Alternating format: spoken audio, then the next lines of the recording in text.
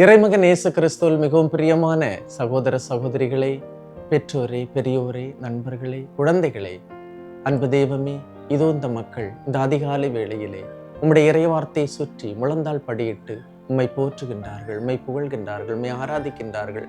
இந்த இறைவார்த்தையின் அபிஷேகம் ஆற்றல் இவர்களுக்கு கிடைக்கட்டும்.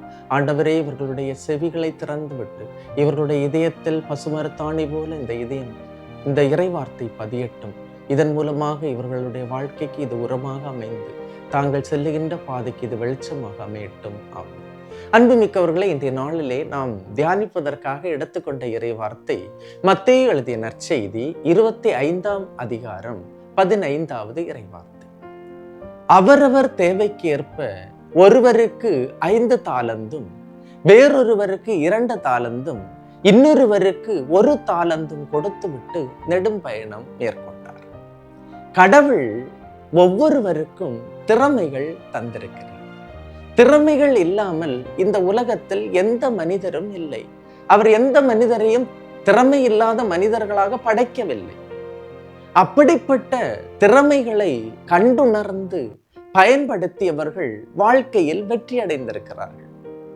அந்த திறமையை கண்டுணர்ந்தவர்களும் அதை பயன்படுத்தாமல் இருந்தவர்கள் தோல்வி அடைந்திருக்கின்றார்கள்.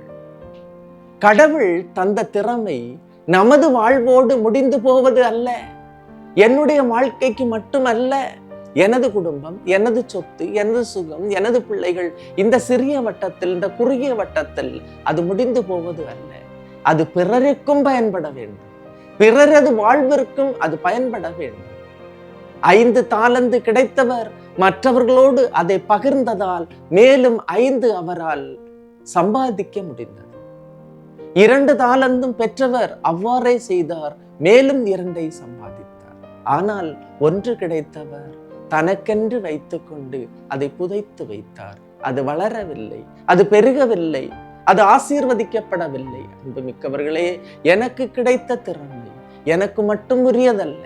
அதை பகிரும் போது, இல்லாதவர்களோடு பகிரும் போது, அதை மற்றவர்களோடு பகிர்ந்து வாழும் போது அது எனக்கு பலனுள்ளதாக அமைகின்றது. எனவே 5 10 ஆகட்டும், 10 20 ஆகட்டும், 20 50 ஆகட்டும், 50 100 ஆகட்டும், ஆசீர்வாதங்கள் அதிகமாக கிடைக்கும்.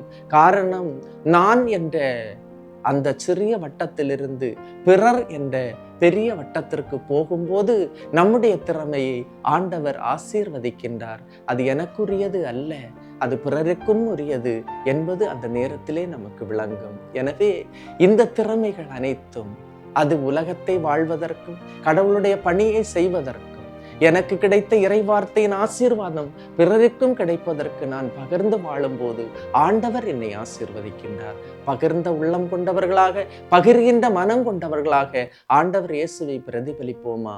ஆண்டவர் இன்று உங்களை ஆசீர்வதிக்கின்றார். எல்லாம் வல்ல இறைவன், தந்தை, மகன், தூய ஆவியார் உங்களையும் உங்கள் குடும்பத்தையும் நிறைவாய் ஆசீர்வதிப்பாராக. ஆமேன். இயேசுவுக்கே புகழ், இயேசுவுக்கே நன்றி. மரியே வாழ்க.